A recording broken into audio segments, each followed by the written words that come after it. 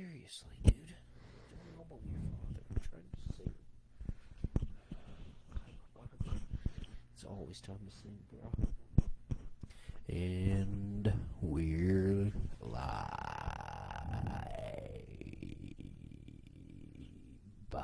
Don't forget to like and subscribe to the Fellowship of Joy YouTube channel. I'm check out our website at fellowshipofjoy.ca. Welcome back on Pastor Doug. This is Rowan. Tonight we are reading from 2 Kings chapter 8, the Ocho. Welcome to Moment of Joy. How's that for you, Cotton?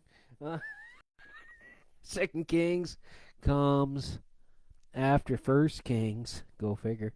And before... You bouncing me, bro. And before 1 Chronicles.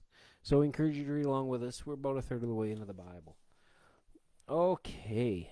The Shunamite land restored. Now Elisha... Well, I cannot read without... There we go. Now Elisha had said to the woman whose son he had restored to life, "Go away with your family and stay for a while wherever you can, because the Lord has declared a famine in the land that will last 7 years." The woman proceeded to do as the man of God said. She and her family went away and stayed in the land of the Philistines 7 years.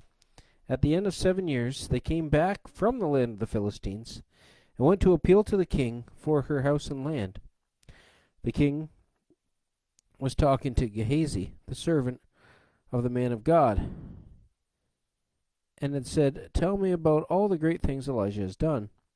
Just as Gehazi was telling the king how Elisha had restored the dead to life, the woman whose son Elisha had brought back to life came to appeal to the king for her house and land. Gehazi said, "This is the woman, my lord, the king, and this is her son, whom Elisha restored to life." And the king asked the woman about it, and she told him.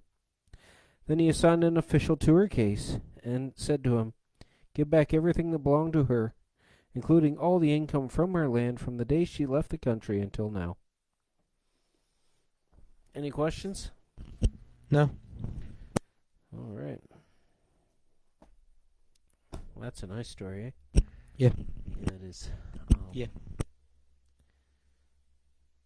It's kind of weird, though. I thought Gehazi had leprosy. So, I wonder why the king's listening to him. Anyways, maybe it's before the leprosy. I don't know. Let's pray. Dear Lord Jesus, we thank you for all that you give us. We thank you for your word. We pray that we would learn what you would have us learn. And we praise you, Lord, for all that you do. This we pray in Lord Jesus Christ's name. Amen. Okay, we'll see you tomorrow evening at 8:30. Tomorrow's Wednesday, right? Yeah, we'll see you tomorrow evening at 8:30 for another Moment of Joy. Goodbye.